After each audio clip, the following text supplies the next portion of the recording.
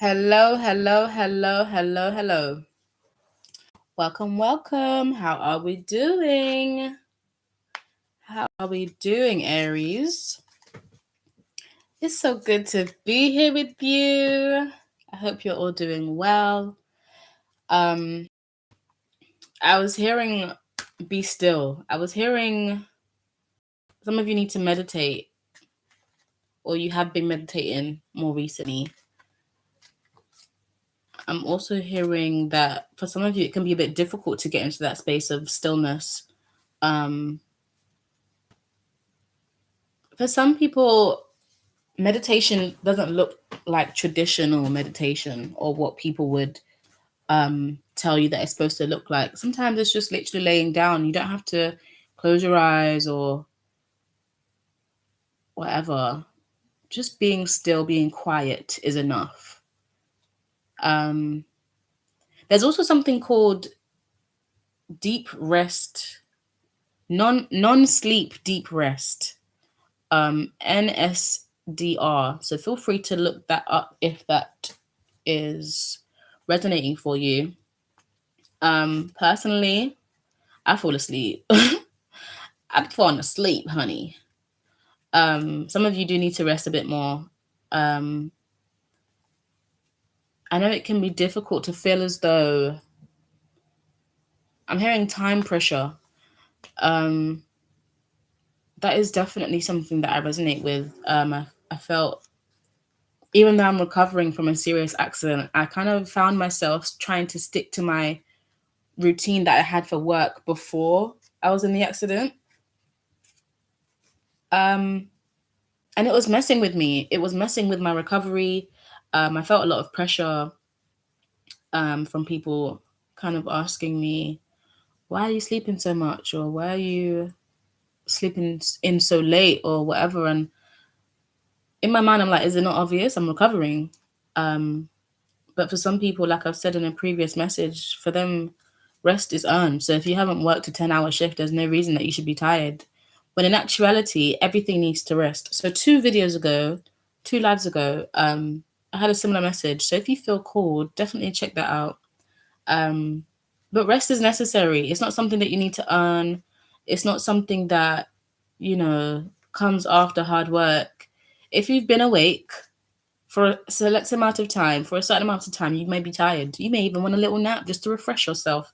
You could be in a mad mood. Some of you are really feeling mad. Um, you could be in a bad mood and just want to reset your energy and your mind and go for a little 10, 15. I'm hearing 5, 10, 15, 20, 25, 30, 35, 40.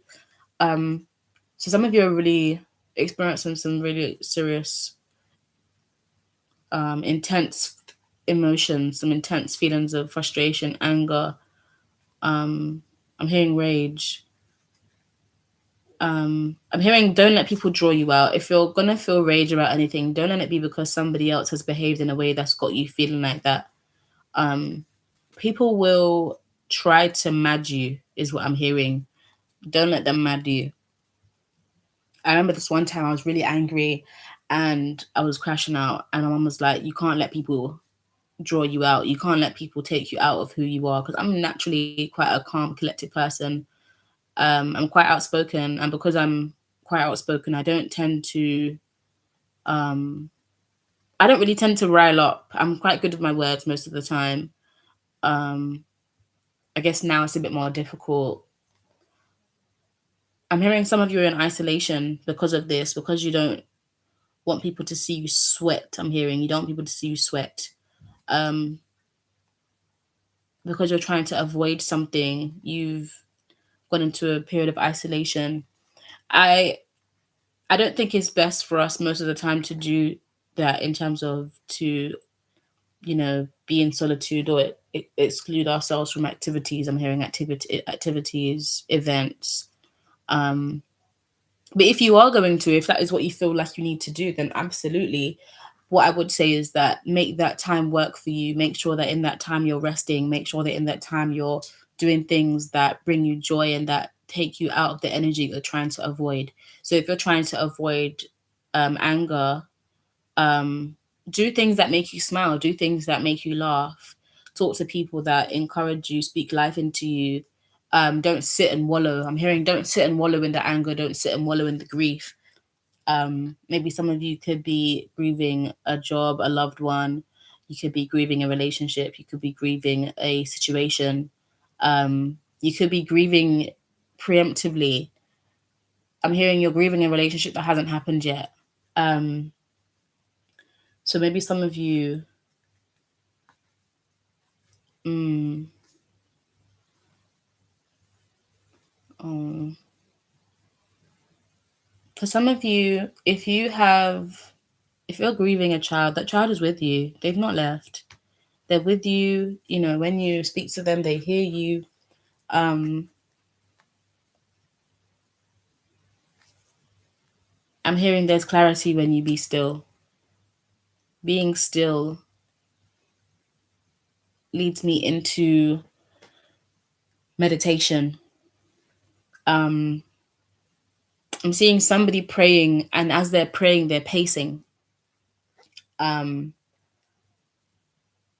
I've often heard people say that prayer is talking and meditation is listening. Um, and I really resonate with that. And I'm hearing you have to be still to hear. You have to be still to hear. I'm hearing someone's listening to like dancehall music and someone's trying to talk beside them. But if there's already a lot of input,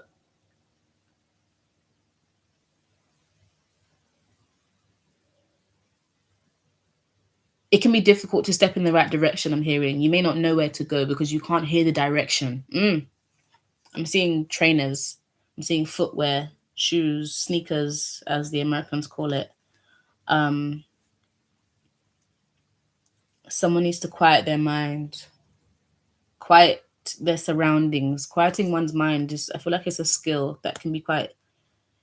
Um, I mean, it's not a skill that I would say is difficult to learn unless that is something specifically that is difficult for you as an individual. But like with any skill, it just takes a bit of time to progress. Um, so when I first started meditating, I found it incredibly difficult to just sit there quietly. And one um, guided meditation that I listened to likened thoughts that come into our mind when trying to meditate as clouds. So to visualize them as clouds and just let them pass. Don't fight them. Don't, you know, just observe them. Literally just observe them within your mind and allow them to pass you like a cloud would. Some of you need to go and sit outside. Some of you enjoy cloud watching, people watching. Some of you enjoy watching the traffic if you live in the city. Some of you need to go and spend time with your animals. I'm seeing somebody on a farm. So some of you could own a farm. Some of you could live near a farm. I'm also seeing a field. Um, I'm seeing a field lined with some kind of fruit or vegetable. Some of you, um, again, can live on a farm, can live like near some kind of plant field. I'm hearing lavender field. I'm hearing strawberry. Some of you live near a strawberry field. They're called fields, strawberry fields, I guess. I don't know. Um, I'm also seeing pumpkins. So for some of you, this journey or this part of your journey, this season is gonna um, begin for you, or this message will resonate for you in and around October, or the later part of the year. For some of you, this energy, I'm hearing you'll perfect your craft. So maybe some of you be really getting good at um, meditating and being still around that time. Um, I'm also hearing hibernate. Um, I feel like it's more socially acceptable to be by oneself during the winter because it's so cold that nobody wants to go outside anyway. But I'm definitely hearing family. Um,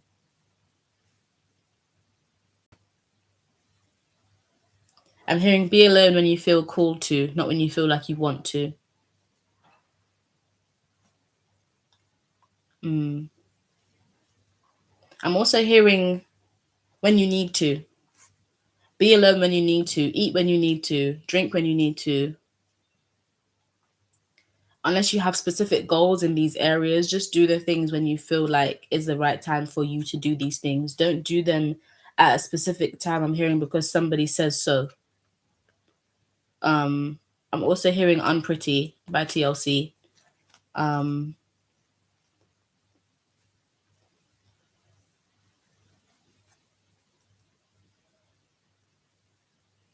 I'm also hearing some of you need to build a relationship with yourself without makeup, without anything. So as you get out of the shower, wet head to toe, butt ass naked, how do you feel about yourself? I'm hearing be still in the mirror. I'm also hearing really look at yourself, truly look at yourself deeply, deepen. I'm hearing deepen the relationship with yourself. It's interesting because that is actually something that along this journey, this spiritual journey, I really had to get in touch with my inner beauty. And for some of you, your inner beauty is really important to you. But that isn't actually what I had meant to say. I was getting in touch with my body and, you know, appreciating everything that it does for me. There are some meditations on health and your body in general. But for me, in my journey, it was loving every part of my body. There were certain insecurities that I was quite harsh with myself about. And I felt called to thank the parts of my body that I was being judgmental about. So, for example, if I didn't like my knees, for example, saying thank you to my knees for allowing me to walk and carry me where I need to go, um, bending as they should, you know, not causing me continuous pain and, you know, allowing me to run, jump, and do all of the things that I want to do and can do and I'm able to do. Um, I think most people have insecurities. I don't really know anybody in my personal life that doesn't have insecurities, but maybe some of you may be lucky enough to not have insecurities. And if that is the case, I do love that for you. That must feel really amazing. But for those of you who do resonate with that, um, if you feel called to, definitely, or really I'd encourage everybody to, but definitely if you feel called to appreciate the things about yourself. And I'm also hearing appreciate the things that people see in you. So sometimes it's difficult for us to see ourselves.